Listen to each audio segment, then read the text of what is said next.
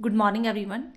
आज हम बेटा हिंदी व्याकरण का एक महत्वपूर्ण टॉपिक करने जा रहे हैं। टॉपिक है शायावाद। इस टॉपिक में हम समझेंगे कि शायावाद का मतलब ही क्या है, कब शुरू हुआ, कब तक रहा, किन किन विद्वानों कवियों ने इसमें अपना सहयोग दिया, इसे विकसित करने में अपनी कविताएं लिखी और उनकी कविताओं में लिखने में कौन कौन से विषय अपनाए गए और ये द्विवेदी युग से कैसे हटकर था। चलो वन बाय वन इस सभी क्वेश्चनों को फाइंड आउट करने की कोशिश करते हैं। फर्स्ट ऑफ ऑल हमारा क्वेश्चन आ रहा है, शायावाद के स्वरूप को स्पष्ट करते हुए इस काव्य की विशेषताओं का उल्लेख कीजिए। शायावाद युग भारतीय साहित्य का एक महत्वपूर्ण युग था जो लगभग 1918 से लेकर 1918 से लेकर 1938 तक चला। इसे और भी कई नामों से जाना जाता है, जैसे इंग्लिश में इसे हम रोमांटिसिज्म कहते हैं, रोमांटिसिज्म, या शैडोइज्म कहते हैं, या कई लोग इसे चित्र भाषा शैली भी बोलते हैं, जिनके अलग अलग नामों से इसे जाना जाता है। इसके कहता उदय होने के, इसकी शुरुआत होने के, इस विचारधारा के आने के कई कारण हैं, जैसे द्विवेदी युग की कविता सुधार चेतना के। अब लोग जो कवि थे वो द्विवेदी युग में कुछ चेंज चाहते थे, जो उस युग में कविताएं लिखी जाती थी उसमें उनका मन उग चुका था, अब उसमें कुछ चेंजेस चाहते थे। उसके कारण उपदेशात्म का शुष्क होना, लोगों में असंतोष की भावना आना, स्वाधीनता के तब आपको पता देश की आज़ादी के आंदोलन चल रहे थे, देश की राष्ट्रीयता प्यार चल रहे थे, नए नए विषय आ रहे थे, स्वाधीनता और अहिंसा की भावना का प्रफुल्लित होना, ऐसे कई कारण थे जिसके कारण ये शायावादी युग आया। कुछ विद्वान इसे अंग्रेजी रोमांटिक कविता का ही रूप मानते हैं कि जैसे अंग्रेजी में रोमांटिक कविताएं लिखी जाती है वैसे ही सेम टू सेम जो है वो शायावादी में जिन कवियों ने कविता लिखी वही सेम चीज़ है, परंतु यह एक स्वतंत्र धारणा है। आप ये नहीं कह सकते कि डिट्टो कॉपी ये ऐसा ही है। जैसे इंग्लिश में रोमांटिक कविताएं लिखी जाती है, जो उसमें तत्व पाए जाते हैं, जो विशेषताएं पाई जाती है, सेम शायावादी कवियों में पाई जाती है। कहते इसका अलग ही रूप है, एक स्वतंत्र रूप है। किंतु इतना जरूर माना जाता है कि इसमें इंग्लैंड की रोमांटिक कविता का थोड़ा बहुत अंश जरूर मिलता है। परिभाषा आचार्य रामचंद्र शुक्ल के अनुसार भारतीय संतों, साधों तथा यूरोपीय प्रतीकवादी, जिसे हम सिंबॉलिक कहते हैं, कि कोई भी कविता लेते हैं उसे सिंबल लेते हैं, जिसको उसका मुखड़ा चांद की तरह है, मुखड़े को चांद की तरह लिया, ठीक है। कविता का बंगाल में शायावादी का कहा जाना लगा और वही धारा हिंदी में आई। शायावादी एक विशिष्ट प्रकार की काव्यशैली है। कहने का भाव वो कहता है कि ये जो है पहले संतों साधुओं की बानी थी, देन आफ्टर ये यूरोपीय जो प्रतीकवादी थे उनका हो सकता अंश वगैरह आया, उसका अंश बाद में पहले जो उस समय मैक्सिमम जो बंगाल के लोग थे, कोलकाता के लोग थे, वो लिटरेचर ज़्यादा लिखते थे, उन्होंने कविताएं लिखनी शुरू करी। और उसके बाद जो बाकी इंडिया की स्टेट्स थी, नॉर्थ साउथ वाली स्टेट्स वगैरह थी, उन्होंने जब कविताएं लिखनी शुरू की तो उन्होंने थोड़ा सा चेंज किया, अपनी खड़ी बोली का प्रयोग करना शुरू किया। तो इस सभी को ही हम शायावाद कहते हैं। आपने डिट्टो कॉपी की डेफिनेशन याद करनी है, मैंने यह समझाया है कि भारतीय संतों, साधकों तथा यूरोपीय प्रतीकवादी कविता का बंगाल में शायावाद कहा जाने लगा, वही धारा हिंदी में आई। शायावाद एक विशिष्ट प्रकार की काव्यशैली है।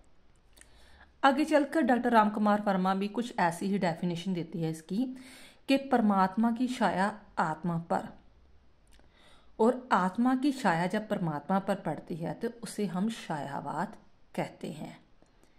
फिर किन किन विद्वानों, बहुत सारे विद्वानों कवियों ने इस ऐसी कविताएं लिखी हैं, लेकिन मेन जो 4 कवि माने जाते हैं जिन्होंने इस धारा को बहुत ज़्यादा प्रफुल्लित किया। शायावाद के 4 स्तंभ, शायावाद के मुख्य 4 स्तंभ माने जाते हैं। महादेवी वर्मा, जैसे आपने गिल्लू की कहानी सुनी होगी, मोर की कहानी सुनी होगी, महादेवी वर्मा बहुत ऐसी पंछी पक्षियों की कहानियाँ लिखती है। सूर्यकांत त्रिपाठी निराला जो देशवासी देश आज़ादी के बारे में बहुत कविताएँ लिखते हैं। जयशंकर प्रसाद और सुमित्रा नंदन पंत, ये जो कवि है ये 4 स्तंभ माने जाते हैं जिन्होंने शायावादी कविताओं को बहुत ज़्यादा उसका विकास किया। शायावाद के जनक कि सबसे पहले शायावाद के रूप में किसने कविताएं लिखनी शुरू की?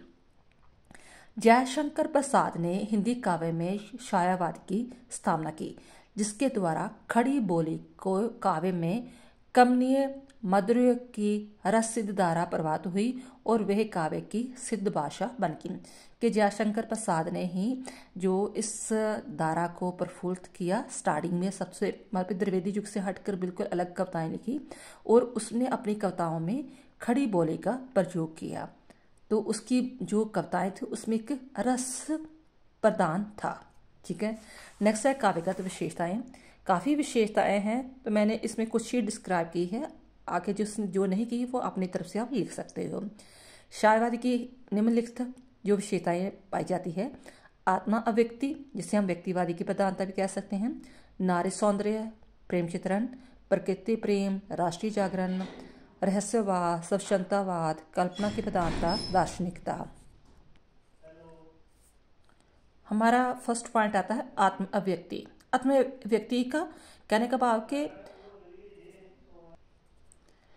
आत्म अव्यक्ति का भाव के जैसे मैं कविता लिख रही हूँ कोई देश की आज़ादी के बारे में, तो उसमें मैं अपने आप को प्रमुख रखूँगी और उसे मैं कहूँगी कि हाँ मैं अपने देश के लिए आज़ादी प्राप्त करना चाहती हूँ, उसके लिए कुर्बान भी हो सकती हूँ। ठीक है, तो मैं उसमें प्रधान रहता है। आत्म व्यक्ति की धारा इस काव्य धारा की प्रमुख विशेषता है। इसकी ओर इशारा करते हुए शिवदान सिंह चौहान लिखते हैं कि कवि का मैं प्रत्येक प्रबुद्ध भारतवासी का मैं है।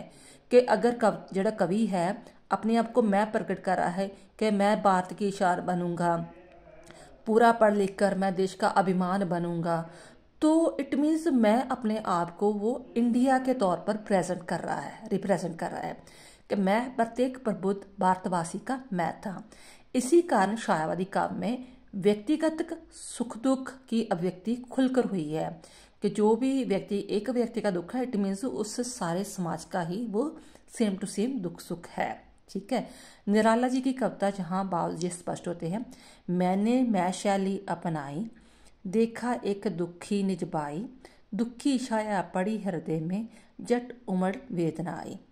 कि मैं अपनी जो लिख रहा हूँ मैं की शैली बना रहा हूँ, मैंने एक दुखी आदमी देखा, उस दुखी को देखकर मेरे मन में एक करुणा की, एक दुख की भावना, एक पीड़ा की भावना भर आई। नेक्स्ट है प्रकृति चित्रण। प्रकृति चित्रण प्रकृति होता है जिससे कुदरती तौर पर हम जो सिंबल लेते हैं। शायावादी कवियों ने प्रकृति को काव्य में सजीव बना दिया। किसी फूल को ले लेते हैं, किसी बादल को, चंद्रमा को ले लिया तो उसे एक एज ए सजीव के तौर पर लेते हैं। जैसे हम कहते हैं चंदा मामा, तो हम उसे एज ए मामा की तरह प्रकट करते हैं। ठीक है ना, तो वो क्या हो गया, प्रकृति चंद्रमा है लेकिन मामा एक इंसान है। ठीक है ना, तो उसका सजीव चित्रण हो गया। शायावादी कवियों ने प्रकृति की काव्य में सजीव बना दिया। शायावादी काव्य में प्रकृति सौंदर्य के अनेक रूप मिलते हैं। कहीं उसने प्रकृति को प्रेयसी अपनी प्रेमिका के रूप में देखा है, तो कहीं नारी के रूप में देखा है, तो कहीं उसके सूक्ष्म सौंदर्य का चित्रण किया है। प्रकृति का मानवीकरण देखिए कितना सुंदर बन पड़ा है। बीती विवारी जागरी, अंबर पनगट में डूब रही, तारागट उषा नागरी। ठीक है, ये एग्जाम्पल है। शायावादी काव्य में प्रकृति पूर्ण गरिमा के साथ साथ विराजमान है। नेक्स्ट है श्रृंगारिकता या श्रृंगार की भावना। इन सभी शायावादी कवियों में श्रृंगार भावना की प्रधानता है कि खुलकर श्रृंगार की जो भावना को प्रकट किया है। इसका श्रृंगार उपभोग की वस्तु नहीं बल्कि कौतूहल और विस्मय का विषय है, एक विराग का है या देश की भक्ति की भावना है। ऐसे नहीं जैसे वो रहस्यवादी में था कि वो औरत की सुंदरता के बारे में औरत को भोग की तरह ही देखते थे। ये उनसे हटकर था, देशभक्ति की भावना को प्रकट करते थे, प्रकृति के प्रेम को प्रकट करते थे या भगवान के प्रेम को प्रकट करते थे। ये दो रूपों में प्रकट हुआ। नारी के अंतरी सौंदर्य में जैसे कि वो ममता से भरपूर होती है, उसमें कुर्बानी की भावना होती है, वो हर मतलब भी नारी के अनेक ही रूप होते हैं। ठीक है। चित्रण द्वारा प्रकृति पर नारी भावना के आरोप से वेदना और करुणा की भावना, जहाँ पर किसी चीज़ को देखकर मन में अपने आप ही कोई करुणा दुख आता है। छायावादी काव्य में वेदना और करुणा की अभिव्यक्ति खुलकर हुई है। अभिव्यक्ति जन के उसे खुलकर प्रकट किया अपनी कविताओं में लिखा है। किंतु ये वेदना निराशा से भरी नहीं है। जो उन्होंने वेदना प्रकट की है ना, जैसे देश गुलाम था, देश की गुलामी के बारे में लिखा, तो जैसे झांसी की रानी में लिखा, ठीक है ना। लेकिन ये नहीं है कि वो कहते कि हाँ उसने कुर्बानी क्यों दी, वो कहते हाँ उसने कुर्बानी दी, उसके कारण अनेक देशवासियों में एक देश आज़ादी की चिंगारी जगी। ठीक है ना। वेदना निराशा से भरी नहीं है, उसमें सेवा भाव और मानवता का अभ्यास मिलता है। उदाहरण है महादेव की कविता में, मैं नीर भरी दुख की बदली। जीवन के प्रति, नेक्स्ट पॉइंट है, जीवन के प्रति भावनात्मक दृष्टिकोण। छायावादी कवियों के विषय में एक सुंदर समाज एवं संस्कृति की कल्पना है। वे मानवता को नए हरे भरे प्रदान में देखना चाहते हैं। विश्व मानता उसका आदर्श है। जगजीव एक उदाहरण है, जगजीवन उल्लास मुझे, नव आशा नव अभिलाष मुझे। नेक्स्ट पॉइंट है रहस्यवाद। कुछ आलोचक ये कहते हैं कि छायावाद एक्चुअली क्या है, रहस्यवाद का ही रूप है। ठीक है। कुछ आलोचकों का मानना है कि रहस्यवाद को ही छायावाद का प्राण मानते हैं, किंतु छायावादी काव्य जिज्ञासा मूल के रहस्य भावना है, उसे रहस्यवादी नहीं कहा जा सकता। नेक्स्ट है राष्ट्रीय जागरण। क्योंकि हमने स्टार्टिंग में पढ़ा था कि स्वाधीनता की भावना थी कवियों में, तब देश के आज़ादी के लिए आंदोलन चल रहे थे, तो नेचुरली उसकी कवियों में राष्ट्रीय जागरण जरूर होगा। छायावादी काव्य में राष्ट्रीय भावना में के कुछ स्वर जरूर सुनाई पड़ते हैं। प्रसाद जी ने अपने नाटक में कुछ ऐसे ही गीत लिखे हैं। लास्ट पॉइंट, वर्ण प्रधान शैली के विरुद्ध विद्रोह। पहले जो द्विवेदी युग में जो कविताएं लिखी जाती थी वो वर्ण प्रधान थी, लेकिन अब इसमें थोड़ा सा अलग टाइप की कविताएं लिखनी शुरू हो गई। छायावादी कवियों ने द्विवेदी युग के वर्ण प्रधान शैली के विरुद्ध विद्रोह किया। उन्होंने व्यंजन शक्ति का प्रयोग किया। किसका? वर्ण प्रधान के स्थान पर किसका प्रयोग किया? व्यंजना शक्ति का। पुराने अलंकारों को नए अलंकार के ढंग से प्रयोग किया और एवं के नए अलंकार भी प्रयोग किए। ठीक है। प्रकृति का वर्णन सजीव और चित्रात्मक इसी काव्य की विशेषता है। एंड लास्ट इसका जो कंक्लूजन है, इस प्रकार हम देखते हैं कि छायावादी काव्य एक और द्विवेदी युग की इतिवृत्तात्मकता के विरुद्ध आवाज उठाता है कि जैसे आप ट्रेंड चल रहा है, चाहे लोग सेटिस्फाइड नहीं है तो आप वैसे ही लिखना, सेम टू सेम वो चीज़ नहीं थी। अब वो थोड़ा चेंज, अगर लोग सेटिस्फाइड नहीं है तो अब वो उनमें कुछ चेंज लेकर आ रहे थे। तो दूसरी ओर लक्षण पदावली में के माध्यम से अपने मन के भाव को प्रकट करते हैं कि कौन सी शैली बाद में अपनानी शुरू कर दी, लक्षणिक। ठीक है, लक्षणा जिसे पढ़ते हैं आप, तो उसके द्वारा अपने खुलकर अपने हर कवि ने अपनी जो दुख था सुख था वो खुलकर प्रकट करना शुरू कर दिया। हिंदी साहित्य में खड़ी बोली का सम्मान दिलाने में छायावादी कवियों का बड़ा महत्वपूर्ण योगदान है। आई होप ये आपको छायावादी कविता अच्छी तरह समझ आया होगा। और भी किसी टॉपिक में वीडियो चाहे तो आप कमेंट बॉक्स में लिख सकते हैं। वंस अगेन मैं सारे जो पॉइंट्स है उसे एज ए नोट्स की तरह शो कर रही हूँ। हाँ, एक बार बेटा जरूर कहूँगी, देखो इतनी मेहनत करके मैं नोट्स बनाती हूँ, 2-3 दिन लग गए मुझे कि अपने बिजी शेड्यूल से टाइम निकाल कर मैंने आपकी डिमांड पर ये नोट्स बनाए हैं। तो प्लीज़ वीडियो को लाइक और शेयर ज़रूर किया करो।